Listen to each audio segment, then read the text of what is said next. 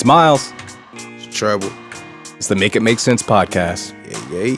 Tr3bel, I'm so happy we're doing a fun episode. I think your last episode was pretty mind-opening. Oh, I shouldn't cuss in the very beginning. I'll cut that out.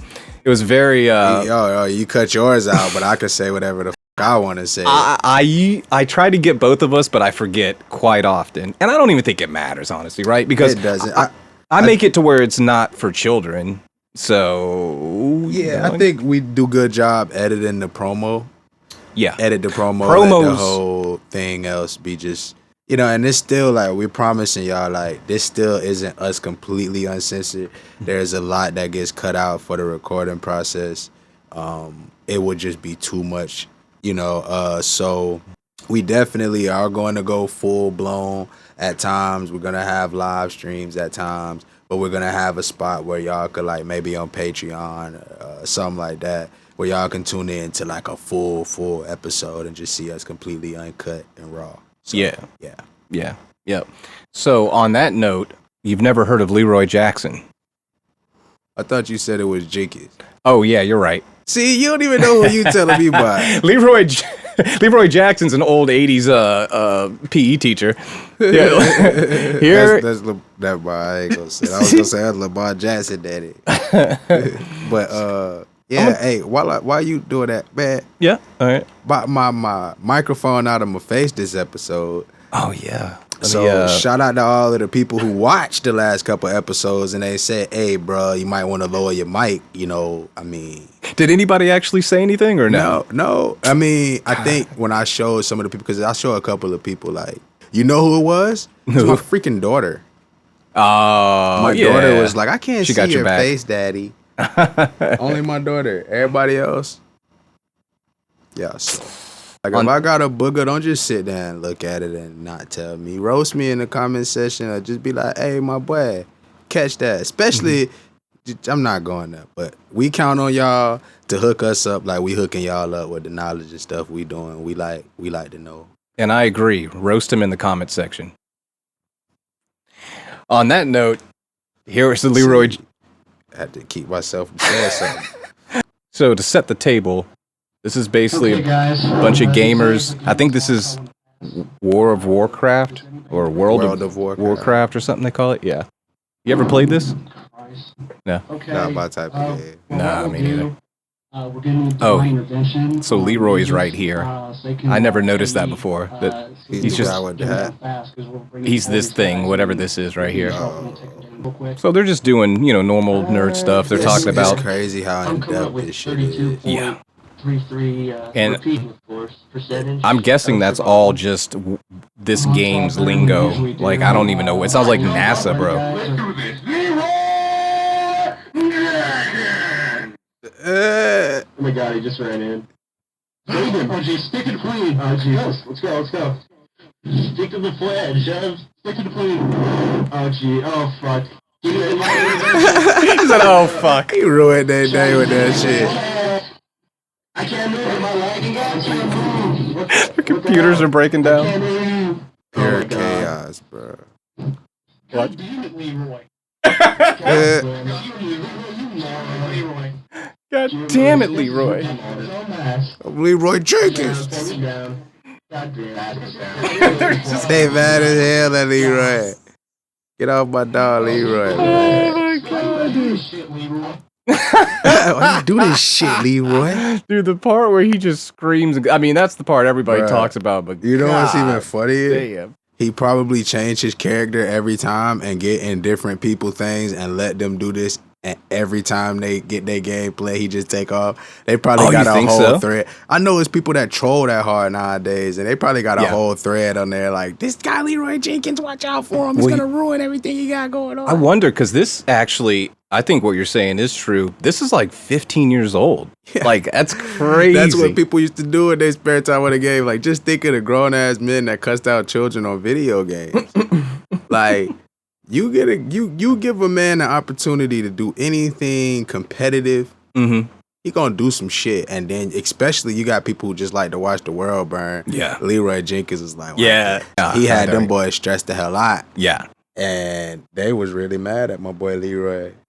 I used to do stuff like that to my little cousins though. I got a little cousin who's serious in the game. Well, on game? Oh, okay. Like they used to play Minecraft, and like I used to challenge him. I said, "Hey man, I used to do this though. I challenge him to like house build offs and shit, right?" Mm-hmm. After they like get their house like really done, I let them team up, 2 or 3 of them. Like it'd be 4 controllers, play on the Xbox. Let them team up. They build their damn house, and as soon as they like building their house, I go around the backside and start taking it apart. And then they'll go around, and then they're like, "Hey, stop!" They be trying to beat me up and stuff like that. What game? It's Minecraft. Oh, I never played Minecraft. Minecraft is almost like what you just seen, except not as intense as far as you're going to fight all of the time. But they have like a survival mode. That's why the kids love it. Survival mode was low key kind of hard. Like them just was into it. Like, What do you mean? What do you mean? Like, bro, like you gotta kill edibles to get food. It's not violent. Like if you hit the edible, it just falls over. It's not like bloody. Okay, because in my brain, I thought Minecraft was like Roblox, but they're completely different. They're same, almost like visual, like blocky 8-bit. Yeah. I think Roblox is more the uncut Minecraft, and it has a little more like Sims to it than just Minecraft. Did you play Sims ever? Like I used to have Sims. What was the handheld thing? Like in the early 2000s, like not a Game Boy, but Nintendo sort of made it, I think. You talk about a PSP? No, it wasn't even that sophisticated. But anyways, it was, dude, I was so addictive. It was so addictive, that game, and then I had to put it away. You know, every game, this is a part of the human psyche. I feel like we all low-key have a God complex. We all like to have control of our world. Sure. So you offer us a game or anything of that nature where we feel like we have control of that world. We cling to it, like TV shows. People love to look at TV shows because they know, especially now with the internet, they can change the whole energy of that TV show if enough people complain about it or enough people say something good about it, like Sonic the Hedgehog. Like how they changed the animation? Yeah, because he looked like crap. He looked crazy. I'm glad the people who were making the movie were willing to listen to the people and fix it. Yeah. But yeah, again, visually, it's like that's our world. That's our game we grew up with. You're not about to mess him up. We now have that platform, and we cling to those kind of things. I think just that whole idea of it's like our world. We like to create things like that. Well, think about that and what you mentioned about people wanting to be in control. For me, I know that the reason I'm like a neat freak and I like to keep my area looking the way it looks is because I think that's a micro God complex. That's the thing about we mentioned before. I think it ties into it about how like the battered woman, how they stay in the bad relationship because it's predictable. I think that God complex, I think all that somehow like weaves together. Yeah, that's more like down the psychological base. But I think the God complex in us goes back to what we talk about with the concept of your spirit. And then when people have the argument about there being a higher God or are you God, there's two. There you can have both. You can be a God yourself and there still be powers higher than you. That's my opinion. That's my thought. But with that, because my opinion, I feel like because we all have that innately in us, we then turn around and do little things like that. Like the idea of creating life is the most cherishable thing you can do to anybody who's high vibing. Creating another life is just like the most powerful thing you can do. You're aware of how powerful it is. Yeah. It's the same concept as you're aware that you're now creating another spirit, into this planet. You can feel those vibrations, you know what I mean? Even if you're not even through a simulated video game, you think you can still like replicate those feelings? Not at the same level, but definitely. Yeah. I mean, like it's like a cheap imposter, but it fires on. I was telling you about a game I was playing called Sekiro. Okay. Any of my gamers out there, you've heard of this game, bro. So I downloaded it. I bought the game because it was rated 10 out of 10. I've never seen a game rated this high across the board, and I haven't played it. Like, I'm not a super gamer, but I play games, So this game hard as hell. Like, you're going to die. Like, it's made for you to die. But, like, for me, I had played so many other games I got bored with. I'm a extreme competitor, bro. Anybody who's played me in anything, I'm a competitor. Like, I talk shit during Uno. I talk shit during Sorry. Dude, you don't want none of my Uno smoke, bro. See, you playing with me. We gonna go live one day and play Uno, and y'all gonna see how mad he get when he go walking off like this. You know who gets madder than us? Girl, any woman that plays any game. Bro, ever. I get my competitive gene from both my parents. But my mom is the driving force of that competitiveness, bro. You're not finna just beat my mom and nothing and think you just getting away with round one. Like, what? We doing this again, boy? What is that? Why are women so fucking competitive? Because I think... Because they got to spit children out, so they just have to have, like, that I be think aggressive? It's a psychological thing, too. Like, you get... this idea put on you, like terms that become very widely spread, like you hit like a girl. Well, of course, a girl doesn't have the same physical force on average as a man. But if you take a female boxer compared to a regular man, I bet you that doesn't stand up. So those little things sit in women's minds all of the years of oppression in certain areas of the world. Do you think with sports, if a woman was a basketball player and they made, you know, like a robotic version, do you think that woman version could beat a real man? Well, it's a robot, so that doesn't really. Yeah. Like they would definitely modify the robot to give it some more tools. It wouldn't be. How would you even simulate that? Because even if you were simulating a robot as a man to compete against men, it would still have certain advantages naturally built in. What man would be a robot? Yeah, you can't simulate that through that. So what I think though is, I think we all know what man could be a robot. Can you break down the Francis Ngannou situation? Because this is, I'm confused if it's MMA, if it's boxing. What exactly is happening? So Francis has signed a deal with the PFL. If y'all haven't noticed yet, this is a sports episode. Our last episode was pretty heavy, so we gonna kind of just, yeah. So I just felt like I had to say that because they might be like, all right, when is they gonna start talking about the peoples? So don't worry, I got a good one for him coming up right after this. So just stay tuned. Oh God. So basically, the Francis Ngannou situation is a bug breaking situation. Dana White didn't want to pay him. He said, F it, I'll risk my stardom and everything to get what I wanted to get, because it wasn't just about the money. Francis Ngannou wanted what he got was higher pay for other fighters, health care for other fighters, and he got a PFL Africa, which is basically an extension of the PFL, but it's a startup in Africa.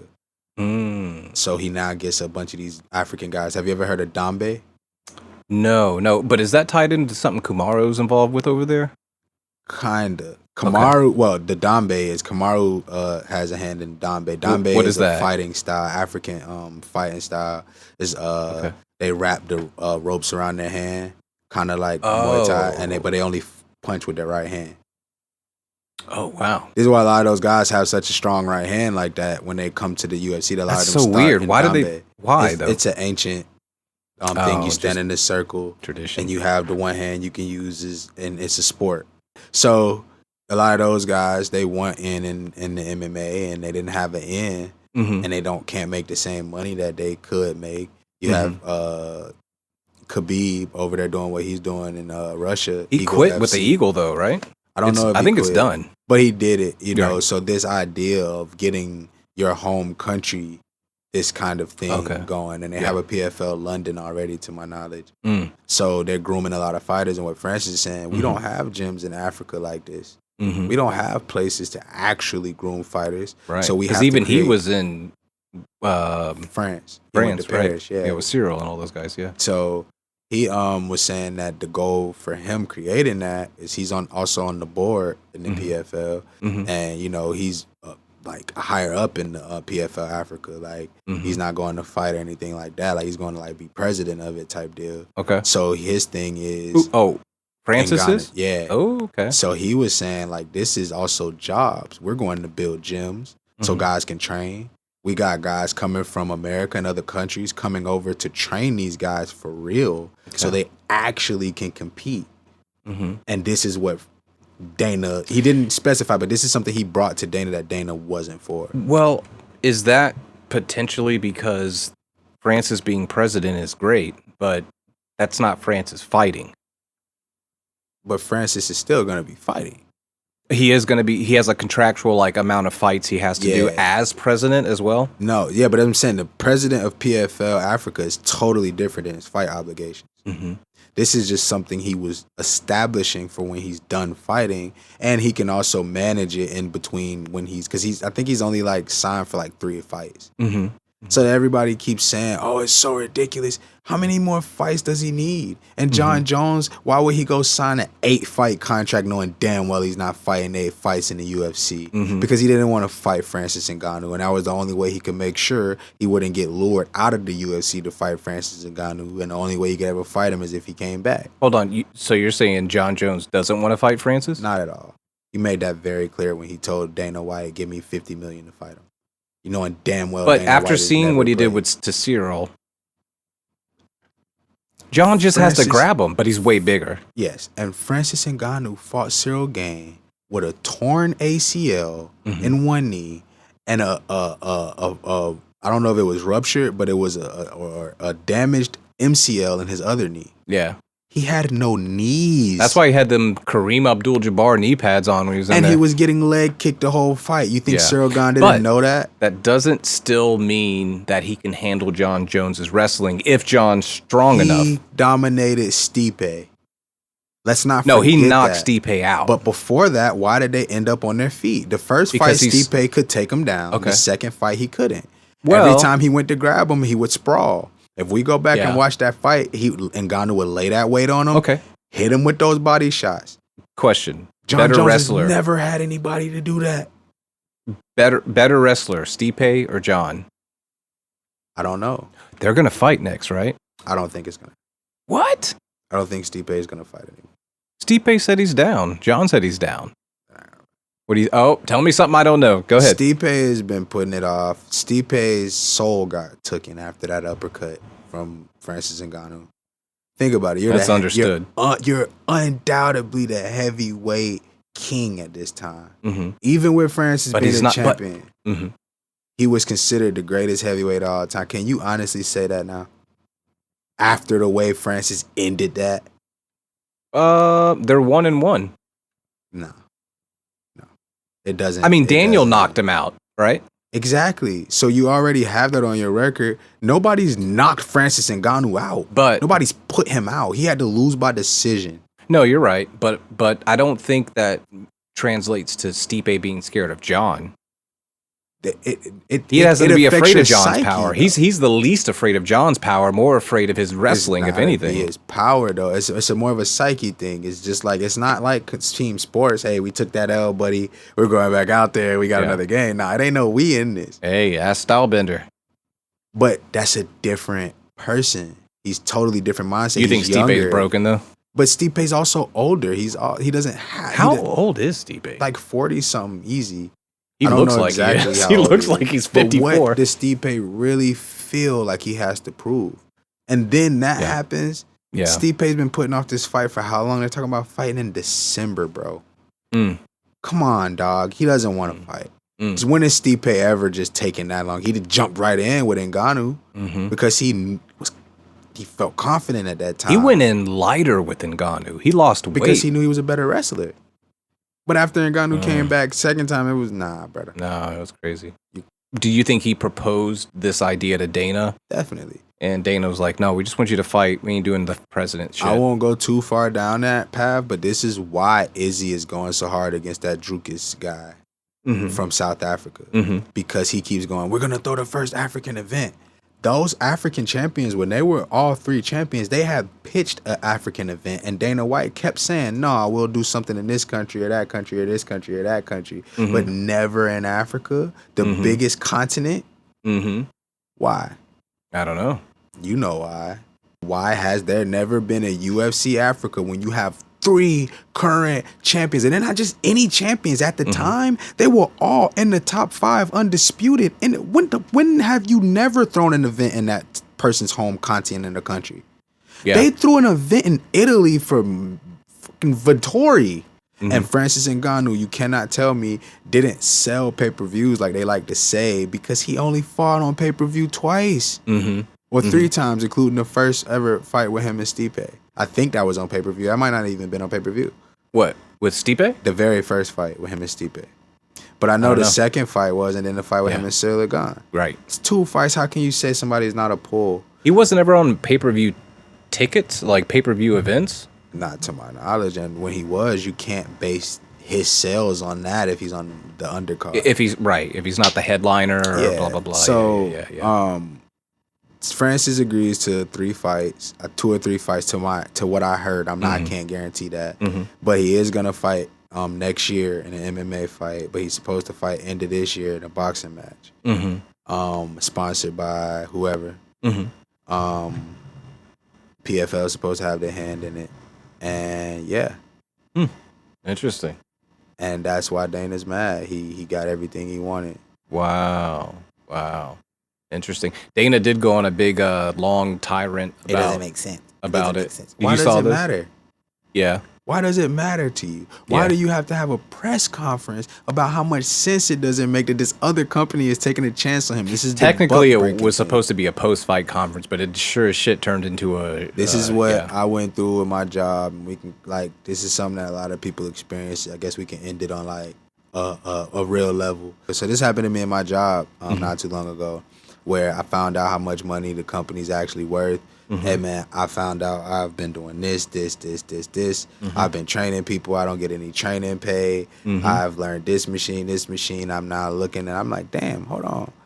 I'm qualified for this and this. Hey bro, what do I gotta do to get a raise? Oh, all you gotta do is this and this. All right, cool. You start showing more initiative, but you start showing a little too much initiative, and you start calling out things that they don't want called out. Now all of a sudden, I'm on the back burner and blah, blah, blah, blah, blah, until the point that I get fired for something my boss told me not to do. Like Friday, like, nigga, you got fired on your day off type shit. Like, yeah, right.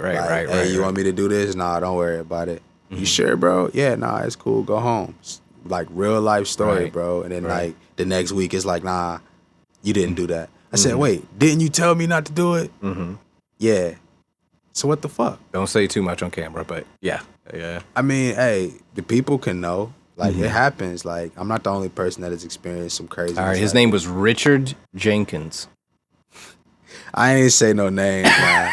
See, he started the name, and yeah. So what you wanted to ask me about? Okay, check this out. So the I don't even know how to say his name. If you can say it, you say it. This guy right here.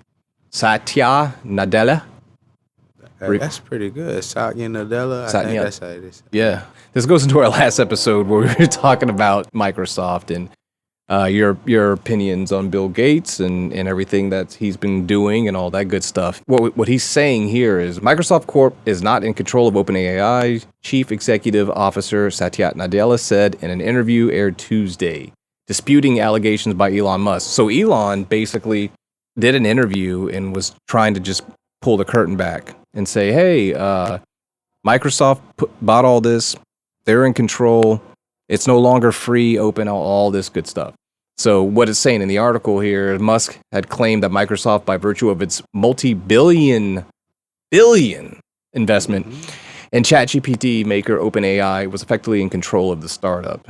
Nadella pushed back on the claims. Why would Elon, in your opinion, come out and say some stuff like that? Is he just trying to be sensational, or do you think there's some truth from what your opinion on Microsoft is? I haven't done any research on the topic myself, but I'm not shocked that there's truth to it. But I think that's one of those, hey, look at him while I do this real quick. Oh, okay. So Elon, yeah, like a smokescreen. Yeah, like they've been going back and forth by everything. They really do. But what I've learned is whenever that's happening, there's something right down the middle going on. And they both got their own plans, because just as much as he talking about ChatGPT, why is he not more outraged with how much farmland that he owns, that Bill Gates owns?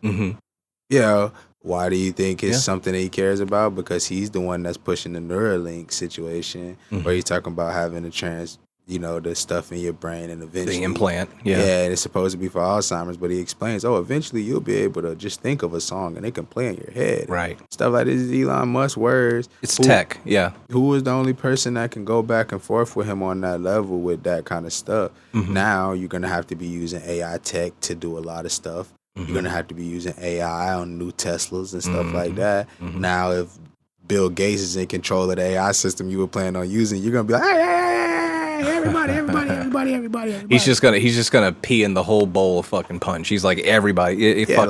Like Twitter is no longer Twitter. It's called X-CORP. They changed it? Yeah. Is it on the app if you pull it up? Not to my knowledge. Oh, okay, so it's kind of like how Meta is ABC and all that type of thing. But at least you can see Meta when you load up an app that's Meta app. It at least says it's a Meta app. I mean, I'm not saying it like Meta's a good thing or anything like that, but it's still like it says it physically. I don't see anywhere where it says X-CORP. Yeah. But is that just, you think that's just a financial thing to where he knows Twitter's more marketable? Yeah, but no, what it's I mean, it's a lot simpler than that. Like, I mean, it's just like my mind, like it's simple. Like, why would I name it X-CORP? Everybody knows it is Twitter. Why would I change it publicly and then create suspicion on myself? Because everybody's gonna then say, "What the fuck is X-CORP?" Yeah. And I don't want to come on using a social media thing that's even tied to something called X-CORP. So you don't even mention it. You just do it. Just like Meta wasn't. Like they have man. I don't. Isn't that just a way of moving money around and investing? Like, wouldn't he change it from Twitter to X-CORP? Just so it's like a different entity and he can have different ways of controlling the money? Nah, he's telling you, I got other plans than what I'm telling you. Look at the name of the company. Look at the stuff I got going on in other companies. Y'all just don't want to see it. Cool, don't see it. Y'all like my Teslas, don't you? Y'all like SpaceX, don't you? Cool. But what is his mission with SpaceX? What's his mission with SpaceX? I don't know, tell me. To get Mars colonized by 2029, if I'm not mistaken. Yeah. Oh, I didn't know if space. I thought he had multiple space things, but he just has the parent SpaceX. Yeah. Gotcha. Yeah. That's why he launched the Tesla into space and all of that kind of stuff, and people just, oh my god, this is the greatest thing ever. Like anybody. That doesn't even look real, by the way. It doesn't. You would think it would look cooler when you look at the video of it floating. You're like, this looks like it could be made in any studio. Yeah, and then on top of that, like, what's really cool about a car floating in space? Just more junk to float around the Earth? Yeah, it's too many satellites up there to just let a car just go free roaming, I believe. There's well over, 90,000 satellites, I think it is, outside our Earth. There's a crazy map you can pull up that shows you it, and it's insane to think about. Like, so all of the people who keep saying space isn't real, then how the fuck they keep putting satellites up there? So you don't believe in flat Earth? To anybody who believes in flat Earth, I don't personally have anything against you. I'm not gonna knock you. I believe that you are at least on the path of thinking outside of the box. Please shit on them. But if you can grab a telescope, look in the sky, and see that the moon is spherical, you can see the sun is spherical, and if you tell me you can't, then hey, it's flat, bro. If you can look, when you look online, you can see, hey, when is this planet gonna be visible or close enough, and it almost looks like a star. Like Mars gets very close. I forget what time of year, but Mars comes close to the moon in Florida. Yeah, and you can look. Why do they all look like spheres, bro? And our planet is just flat. I think they believe there's circular, flat objects like pancakes. A lot of them, from my knowledge and what they have said to me, don't know what they believe, because they also say that there's no such thing as space, and But it's like the deeper you dive, it's like, okay, where's your scientific evidence to back this? And that's when things go crazy. It's like, well, science lies to us all of the time. Well, damn. Well, what are you gonna use to back your claim? What's your what do you measure with then? Exactly. Yeah. If I can stick a stick in the ground, as long as it's tall enough, it casts a shadow, and I leave it there, that shadow will move. Sundial. Yeah. But the sun just moved by itself. Nothing else can just move either. So they must think the sun just moves around in a I've circle been told around they it. believe by people who believe it. And again, I have conversations with everybody. If you believe in the flying spaghetti monster, bro, tell me why. Tell me what evidence you have to back your claim. And don't tell me no shit like, well, why do you believe what you believe? You believe in the air and you can't see it. Like, don't give me no shit like that. They can measure air, bro. Like, it is a measurable, there are instruments that can tell you how much pollutants are in the air. You can feel when air is gone because you stop fucking breathing. So I have some backing on at least why I believe that. If you believe it's flat, if you believe the flying spaghetti monster is real, if you believe that every single thing you've ever learned in science is just fake and not true, that is fine. But please, for the love of God, give me some proof. And if you can't use science to prove it, then what are you going to use? I don't know. If you surprise me, cool. But I tell you what, you can't prove shit to me without proof. What if they say, prove that God is around us? What do you tell them? I don't believe God is like around us. I believe that we have remnants of the God source in us. And all of us are pieces of the divine knowledge source of just the cosmic conscience. And we are all sent to find our own spiritual path to help change the world that we get put in when we are incarnated into that world. So God is more within us, and it gets manifested outward by the actions that we choose to. And I agree with that, but how do you prove that on a scientific level to someone that's trying to use that as the... Oh, scientifically proven, if you hug somebody, it makes you feel better. And if you then go to science on that level, if you can, like we talked about how you can measure auras scientifically, like they have ways to show someone's aura. They have ways to show what your Are you talking about like thermal, like that type of measurement? Yeah, but it's like a physical, your aura. If you stare at someone's nose long enough, you'll start to see an aura around them. Stuff like that. You can say that's not scientific, but damn, bro, if you do it and it does it, I don't know what else to tell you. Hey, so you've been staring at my nose for about an hour now. What aura is around me? I ain't been looking that hard. I'm high. I kind of stare into certain spaces a little hard. It's probably times where they be watching like, damn, is he a robot? Is he froze? Like, nah, but like, we learn about all of this stuff. We see all of this stuff. So anybody asking me about anything like that, there's plenty of ways to prove it. So to kind of get back on topic with Elon and all that, you're not too concerned about what Microsoft's involvement is with it. Nah, I'm not saying that either. I always got to be kind of like that voice of reason. Like, let's not all start jumping on Bill Gates. I just talked enough shit about him. Okay. Like, it was respectful-ish. I mean, it can be viewed as shit if he sees it. Yeah. So at the end of the day, I've said enough about Bill Gates. I still play Xbox. So I'm not one of those hypocritical people who just sit up here and lie like, oh, I hate Bill Gates with every single ounce in my fiber to the point to where I just ban everything Bill Gates. That's not possible at this point. You're gonna get something Microsoft related, bro. If you're not doing that, you probably got something Apple. I don't like Apple products at all, personally. So there goes that sponsorship, but it's all good. Hey, Apple, y'all can always listen to some suggestions, and if y'all willing to listen to some can't even say the words. That's what iPhones do. Oh, they autocorrect everything. People don't gotta talk no more.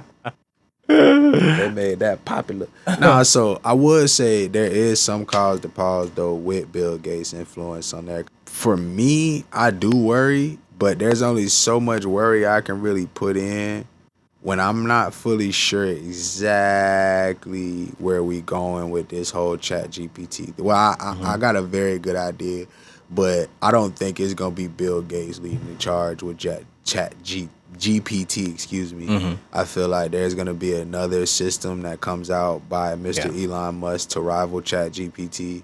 And this is a way for him to go ahead and start seeing exactly who would be on his side if there was a him versus Bill Gates war. I think these people are that calculated. So it's just a tech war, essentially. Which tech is the spearhead of the future? But it's a biological tech war. Is it the body or the mind, or the mind is part of the body? Yeah, but something I wanted to talk about, we'll get into in another episode, is like we talked about MK Ultra to a degree, but I want to like dive into just how crazy your brain can be hacked, just how crazy some things can be. MK Ultras, yeah. Just how manipulative you can be as a human if you're just completely unaware of this kind of stuff.